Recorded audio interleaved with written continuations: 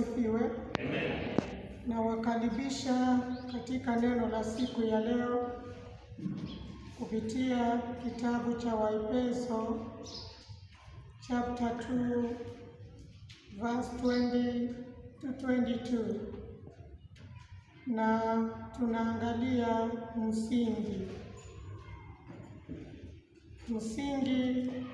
foundation tuliyowekewa na Mungu ili tukanyangie kwa wale ambao wenye tumaini na kumtazamia Mungu. Bwana asifiwe. Na tunapoangalia huu msingi, maandiko inasema hivi: mumejengwa juu ya msingi wa mitume na manabii, naye Kristo Yesu mwenyewe ni jiwe kuu la pembeni. Katika yeye jengo lote linaungamanishwa vyema na kukua hata liwe hekalu takatifu katika Bwana. Katika yeye nyinyi nanyi mumejengwa pamoja kuwa maskani ya Mungu katika Roho. Bwana asifiwe. Neno hili linaweza kutia mtu yeyote mahali popote nguvu ya kusimama tena. Amen. Maana maandiko inasema sisi tumejengwa juu ya misingi ya mitume na manabii. Tunapoangalia mitume na manabii waliotutangulia duniani, wao walikuwa wamejengwa wakasimama imara, na ninaweza kusema hamna jambo hawakuona wakati walikuwa duniani. Kama ni vita waliona, kama ni magonjwa walipata, kama ni kutengwa walitengwa na wakapikwa, na hata wengine wakatezwa kwa ajili ya neno la Mungu, na hata wengine wakafungwa kwa ajili ya neno la Mungu. Kwa hivyo na sisi tunaposimama katika hii neno, tunajua kwamba tumejengwa katika misingi ya mitume na manabii. Na ninazungumzia yule mtu anasikia ako chini kiroho, yaani ako chini hata kimaombi, neno la Mungu limemwishia ndani ya moyo wake, na hata mawazo yake amefungukiwa na neno ndani ya mawazo yake. Naweza kusema leo, jua wewe umejengwa katika misingi ya mitume na manabii, na hata kama hali itakuwa ngumu namna gani, jirudie ndani yako na useme kwa nguvu za Mungu wetu, na useme kwa jina la Yesu Kristo, mimi sitashindwa, maana nimejengwa katika misingi ya mitume na manabii. Mimi sitashindwa, maana nimesimamia misingi ya mitume na manabii. Amen. Angalia ndani yako wewe, umesikia hali imeenda vile ambavyo haifai kwenda, yaani unasikia kuna ungumu wa mambo mazito. Unapoenda kufanya kazi unasikia kuna ungumu. Unapokaa na familia yako, mke na bibi na watoto wako, unasikia kwamba kuna ungumu wa maisha. Unapoangalia upande wa mapato, unasikia kwamba kuna ungumu wa pesa. Wewe unayepitia yale mambo, sikia kwamba umejengwa katika misingi ya mitume na manabii kwa jina la Yesu Kristo. Amen. Yesu Kristo alipoondoka hapa duniani hakutuacha kama yatima, lakini aliacha ametujenga katika misingi. Amen. Na alituachia misingi ilikuwa very strong. Akasema kwamba ombeni bila kuchoka, na akasema kwamba ombeni msije mkaingia katika majaribu. Tena akasema kwamba ombeni nanyi mtapewa.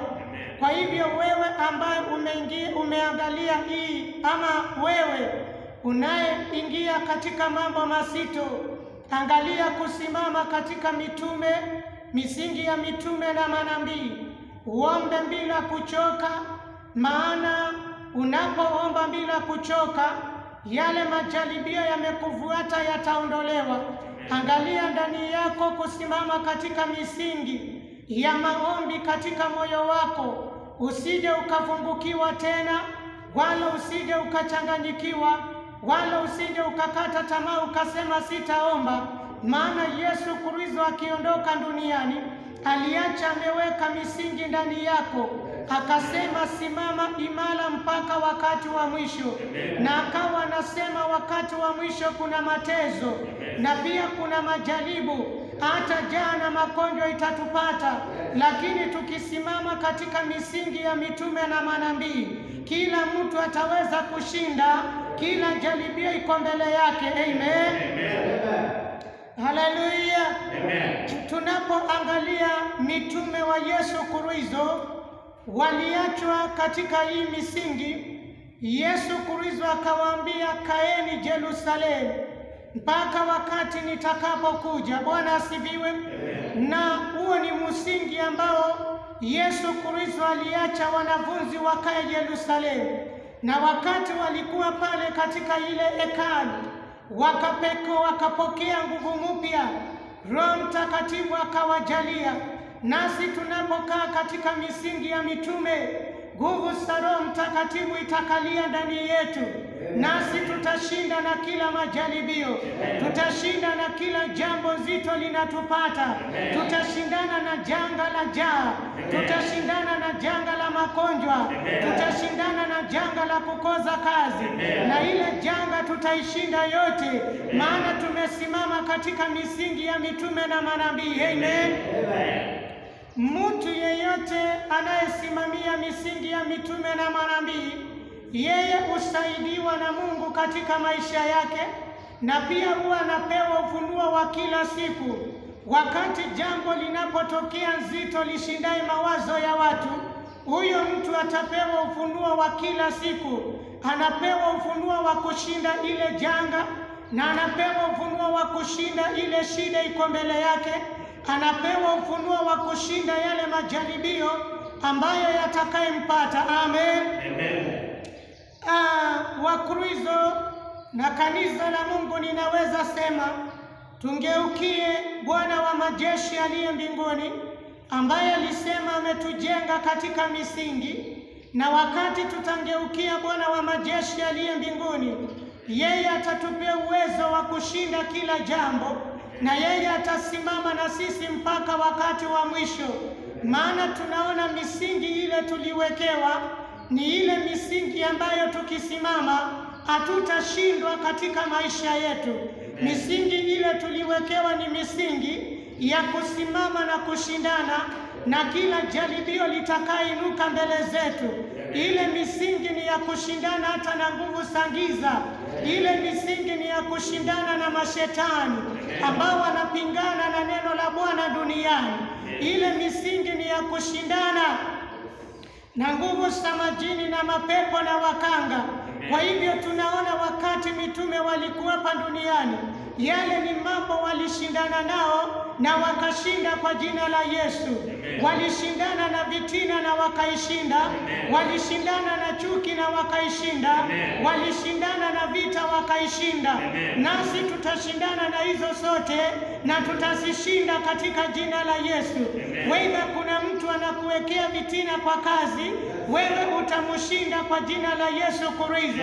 Maana ule msingi umesimamia sio msingi wa kutingizwa, bali ni msingi ambao uko na nguvu, wenye kushinda misingi yote duniani. Amen. Halo. Bwana asifiwe.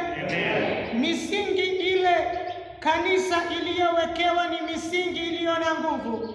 Wakristo wamewekewa misingi iliyo na nguvu.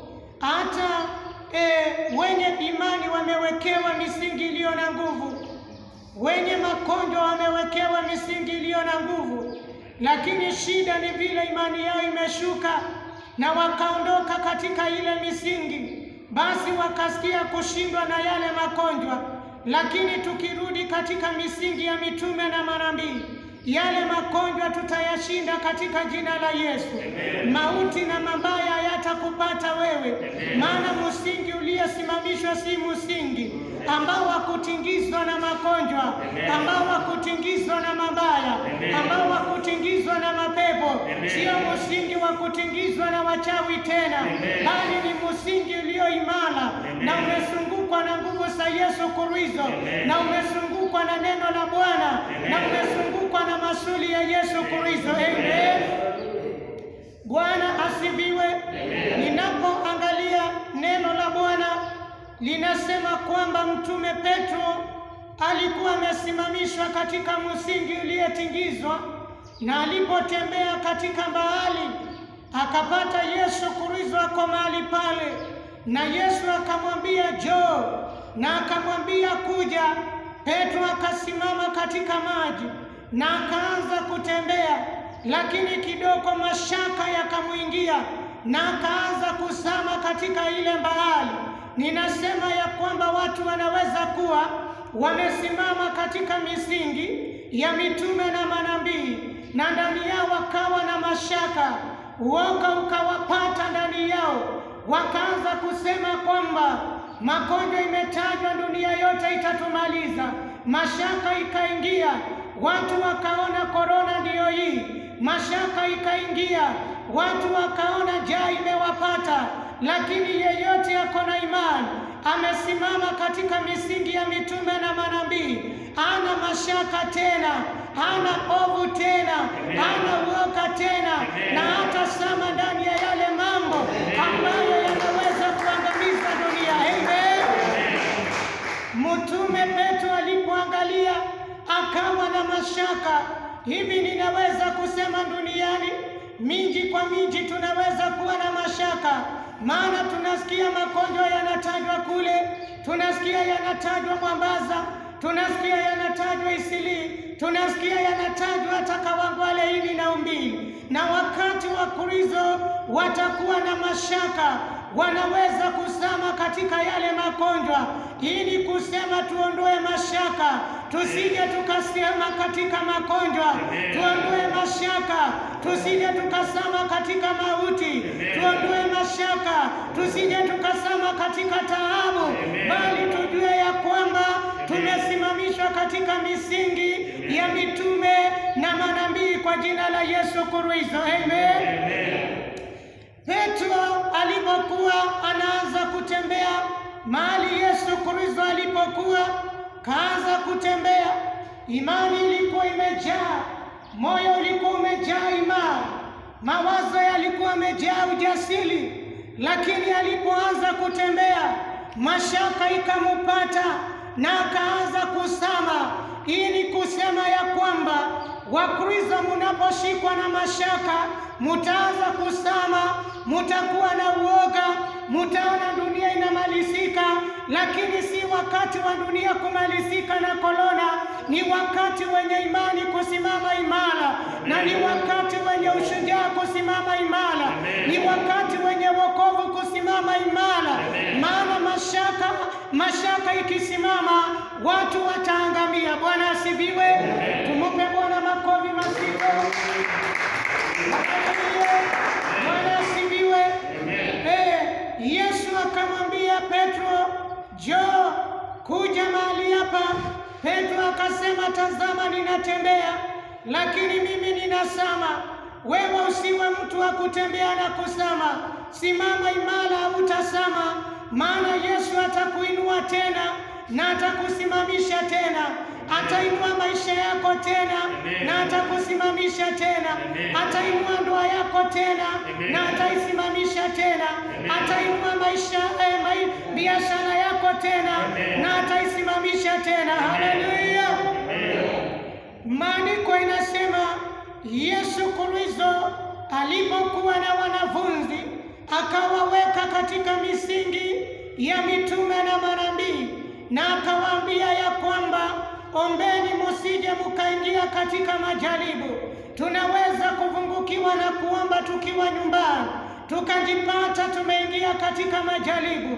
na sababu majaribio imewekwa mbele yetu, nayo ni majaribio mazito na magumu sana. Leo ninatangaza kwa jina la Yesu Kristo, kila mtu akaweze kuomba asije akaingia majaribuni ya magonjwa, maana huwezi kujua hii majaribu ya magonjwa iko wapi. Huwezi kujua kama iko kwa njia, huwezi kujua kama iko kazini, huwezi kujua kama iko kwa biashara, huwezi kujua kama iko kwa jirani yako. Lakini Yesu Kristo akasema, ombeni msije mkaingia katika majaribu. Nina imani yeyote amejengwa katika misingi ya mitume na manabii, hakuna jaribio lolote litamupata. Liwe ni la magonjwa litampata, liwe ni ya korona litampata, liwe ni njaa itakupata, liwe ni ufunguvu wa maisha utakupata, maana umejengwa katika msingi wa manabii na mitume ambao hautatingizwa na neno lolote. Amen. Bwana asifiwe. Tumupe Bwana makofi mazito. Mtu yeyote anafaa kujua amejengwa katika misingi ya mitume na manabii, ambayo yote kutoka zamani, wakati walipokuwa wanapita katika majaribio mazito, hawakuwekwa chini na yale majaribio, bali walishinda na kila jaribio lilisimama mbele yao. Tunaona kwamba Elija alikuwa na jaribio, katikati yake kulikuwa na manabii wa Baali, na aliposimama katikati ya wale manabii, Elija aliweza kuwashinda wote na jina la Bwana likaweza kuinuliwa. Tunaona kwamba kuna mwanamke katika mji wa Sarepta, yeye ambaye alishinda lile jaribio la njaa. Njaa likawa nyingi katika taifa, njaa likaongezeka katika taifa, naye akakutana na mtu wa Mungu na akamwambia, nipikie mkate nikule. Na hapo ndipo yule mwanamke wa Sarepta akashinda ile jaribio la njaa, akatengeneza na mkate na akampa na Elija, na ile jaribio likaondoka mbele zake. Hivi ni kusema yeyote ambaye amesimama katika msingi, hakuna jaribio lolote litakayeweza kumwangusha, bali ataweza kushinda kila jaribio kwa jina la Yesu Kristo. Amen. Tunaona Yesu Kristo mwenyewe alipokuwa anatembea duniani akapatana na watu waliyekuwa na majaribio, lakini walipokuwa wanamtazama, yale majaribio yaliweza kuondolewa. Yule mtu akawa katika kizima miaka 38 akiwa mgonjwa, lakini alipokuwa katika ile kizima, mashaka yakaongezeka, na yalipoongezeka yeye akakaa mahali pale. Lakini Yesu Kristo alipokuja na akamtazama, ile ugonjwa ikaondolewa, akasimama na akatembea na akashinda jaribio la magonjwa. Yeyote ananisikiliza, unaenda kushinda kila jaribio limesimamishwa mbele yako, maana umejengwa katika msingi. Bwana asifiwe. Haleluya. Bwana asifiwe. Neno la Bwana ni amina na ni kweli kwa wale wanaitazamia na wale ambao wanaamini lile neno. Ninapoangalia watu wengi wako na majaribio, si kazini, si nyumbani, si biashara, si kwa maisha, si kule kijijini, si marafiki wako, yale majaribio yamesimama. Lakini kwa imani tunaomba yale majaribio uweze kuyashinda wewe mwenyewe, na utakaposhinda utapewa taji ya kusema kwamba umepigana vita na umemaliza vita. Umepigana na majaribio na umemaliza majaribio. Umepigana na mabaya na umemaliza na mabaya. Paulo anasema kwamba na kila jaribio lililo mbele yetu tuweze kuishinda kwa usuli. Tusishinde kwa mabaya, wala kwenda kutenda dhambi, wala kwenda kuiba kwa sababu umekosa chakula, wala kwenda kutukana watu kwa sababu wamekuonea. Lakini hilo jaribio shindana nalo mpaka ukalishinde kwa jina la Yesu Kristo. Amen. Ninapomalizia neno la siku ya leo, ni kusema kwamba kila mtu asiajue kwamba amesimama katika misingi ya mitume na manabii. Na ikiwa hujasimama, anza kusimama tena. jitie nguvu katika maisha yako, na ujitie moyo ndani ya moyo wako, na usimame tena katika misingi, maana misingi ile itingiziki wala iwezi kutingizwa na mabaya. Amen. Yesu Kristo akasema, kwa maana yeye ndiyo jiwe lile la pembeni. Jiwe la pembeni ni ile ambalo guso letu tukiwa hapa duniani, maana tunaambiwa anayemkimbilia Yesu Kristo hataibika. Anayemkimbilia Yesu Kristo atakuwa kama yatima. Tunamkimbilia Yesu Kristo maana yeye ni jiwe la pembeni. Tunamkimbilia Yesu Kristo maana yeye ni nguzo letu. Tunamkimbilia Yesu Kristo maana ni nguvu zetu na hata ni ngao letu kila wakati tunapomtaka. Amen. Yesu Kristo ni jiwe la pembeni mchana wa leo. Jiwe la kunguza wakati kuna shida, jiwe la kunguza wakati kuna magonjwa, jiwe la kunguza wakati hali imekuwa ngumu, jiwe la kunguza wakati kuna hatari. Tumunguze Yesu Kristo naye atatuonekania. Mwanamke mmoja aliyekuwa anatokwa na damu miaka mingi, akatokwa na damu, na alipokuwa anatokwa na damu akangeukia jiwe la pembeni ambao ni Yesu Kristo. Alipongusa upinde wa Yesu Kristo, ile jiwe ambao ni ya pembeni, damu ikakauka. Tunaponguza Yesu Kristo, njaa linaweza kukauka, korona inaweza kukauka, mabaya inaweza kukauka, maana Yesu Kristo ndiyo jiwe la pembeni kwa jina la Yesu. Amen. Yesu Kristo ni jiwe la pembeni. Mwanamke yule aliponguzana na Yesu akasema kwamba nimetokwa na damu miaka mingi, akangeukia lile pasi la Yesu Kristo, akalingusa na lile damu lilikauka. Ninaweza kusema kwa neno la kiunabii, mahali ulipo unanisikiliza, na kupitia WhatsApp ukinipokea, kupitia Facebook ukinipokea, enda unguswe na Yesu Kristo. Anapongusana na wewe, njaa itakuondokea, magonjwa itaondoka, madeni itaondoka, kifungo kitaondoka, mabaya itaondoka, na baraka za Bwana zitakuwa juu yako kwa jina la Yesu Kristo. Amen. Hebu tuweze kuomba. Ninapoomba, guswa na maombi haya. Jua Yesu Kristo ni nguzo la pembeni juu ya maisha yako, ni jiwe ya pembeni. Mungeukie na umunguze kama mwanamke yule aliyekuwa anatokwa na damu. Alipongusa upinde wa Yesu alipona.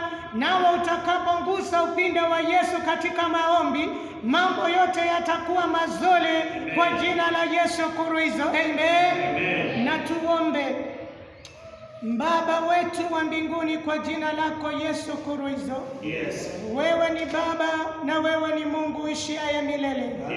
Kama vile unasema wewe ni jiwe la pembeni, na yeyote amekimbilia jina lako ataokolewa. Yesu, tumekuja kungusana na wewe, maana wewe ni jiwe la pembeni. Wenye magonjwa wakikunguza wapone. Tunatuma neno hili katika jina la Yesu kwa manyumba. Tunawatumia neno hili la uponyaji juu ya maisha yao. Tunatuma neno la baraka juu ya wale wamefungukiwa. Tunawatumia neno la kupata kazi wale hawana kazi. Yesu, ukawanguze kwa maana wewe ni jiwe la pembeni, na ukaweze kuwapa na kuwabariki. Wafungulie maisha yao na baraka zao. Kwa jina lako Yesu tumeomba na kuamini. Amen.